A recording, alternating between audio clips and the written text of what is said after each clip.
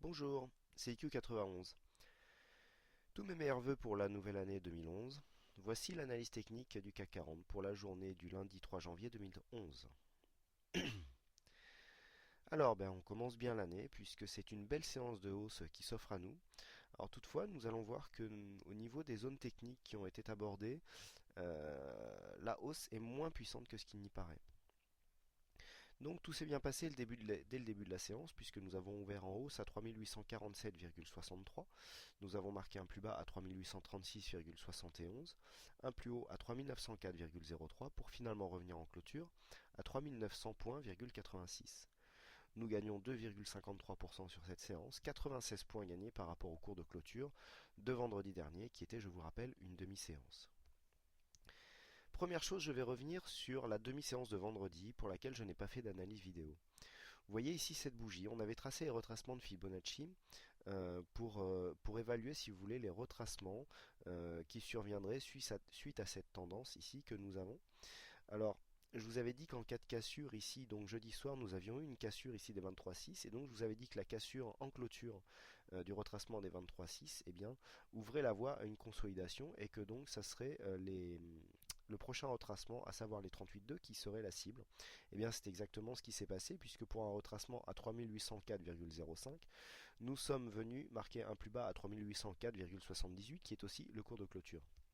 Donc nous validons ici le retracement des 38,2. Vous voyez encore une fois la pertinence des retracements de Fibonacci qui ont vraiment réglé ce mouvement, puisqu'on voit ici un plus haut quasiment sur le 23,6 et un plus bas quasiment sur le 38,2. Donc on est bienvenu ici, malgré une petite séance avec vraiment très très peu de volume, très peu d'investisseurs présents sur les marchés, la consolidation ici marquée. Donc dans le cas d'un mouvement comme ça assez dynamique, on peut très bien venir consolider ici sur la zone des 3804, à savoir les 38,2, avant de repartir à la hausse. Alors, malgré la hausse du jour, on ne peut pas dire vraiment que le mouvement soit enclenché. Regardez bien ce qui s'est passé. Nous sommes venus ni plus ni moins plafonné ici sous la résistance des 3904 qui a donné lieu à beaucoup de plus hauts ici sur ces dernières séances. Vous voyez ici, nous avons deux plus hauts qui sont à 1 ou 2 points près sur la même zone. Idem pour cette bougie. Et avant, nous étions ici sur une zone de support, pour que vous voyez, là on avait eu une attaque avant ici un franchissement plus franc. Et puis juste avant ici la montée qui avait été marquée un plus haut de tendance à 3936, nous avions encore une fois ici cette zone des 3904 qui était une zone de résistance. Donc pour valider vraiment une continuité du mouvement qui a été donné aujourd'hui, il faudrait vraiment casser cette zone ici avec un peu plus de conviction et de dynamisme. Alors au niveau des indicateurs, on est redescendu un petit peu, puisque le RSI ici se situe à 55 points, relativement en zone neutre. Alors le stochastique est prêt à lancer un signal haussier, mais alors on est hors zone de survente. Quand on croise en général la ligne de signal ici en dehors de la zone de surachat ou survente, le signal est moins fort. Vous voyez ici le MACD qui retourne la course de ces histogrammes, donc nous passons en tendance haussière, et puis les volumes qui reviennent, même si nous sommes par rapport à des séances normales sur une séance, on dirait entre la moitié et les deux tiers. On voit ici un regain d'investisseurs donc sur les marchés malgré la fermeture de certaines places européennes telles que Londres. Au niveau de la volatilité, donc ça commence à remonter. Donc qu'est-ce que nous pouvons voir? Alors ici, au niveau donc de la remontée, nous avons ici un premier top, ici, là, ici on plafonne et ici on revient. Alors si on zoome un petit peu, on peut s'apercevoir que cette figure pourrait s'apparenter ici à une anse avec tasse. Alors, elle n'est pas très régulière, on le voit bien en intraday. Ici, on a ici au niveau de la zone de descente, normalement une anse avec tasse. On aime bien avoir quelque chose d'assez régulier comme ça, d'assez rond. Là, c'est pas du tout le cas. Si on voit vraiment voilà, si on passe ici sur une vue intraday, on voit bien ici que ici nous avons une belle anse qui pourrait être apparentée. Vous voyez, on voit bien ici la zone de résistance, ici au niveau des 3904. Et là, vous voyez cette petite remontée ici nuit un petit peu à la validité de la figure, puisque on n'est pas vraiment ici sur une zone qui vient descendre, qui temporise doucement et qui remonte à la hausse. C'est vraiment ce qui caractérise cette figure. Alors, la forme y est. Mais bon, la validité de la figure n'est pas flagrante, d'autant plus qu'on a ici une figure en bottom, hein, qui vient descendre ici avant de lancer une remontée. Donc la figure est quand même moyennement valide. Bon, toutefois, si on venait à casser ici la zone des 3904, eh bien on pourrait valider donc une sortie haussière avec un objectif pour ceux qui veulent jouer quand même cette figure. Donc l'objectif serait d'à peu près une centaine de points puisqu'on a un plus bas ici à 3804 et que la zone de cassure se situe justement à 3904. Donc pour jouer cette figure, eh bien, à la cassure, on reporte l'amplitude ici de la tasse sur le point de cassure et donc ça nous donne un objectif de 100 points, donc 4004 points pour les puristes. Voilà donc ce que l'on peut dire sur ce mouvement. Alors, bien sûr, ce mouvement serait invalidé si on venait ici descendre sous le plus bas de cette séance. Bon, pour l'instant, on en est loin. Euh, mais bon, on est quand même bien là sur un mouvement haussier. Vous voyez le regain de volume. Ici, le MACD qui se retourne.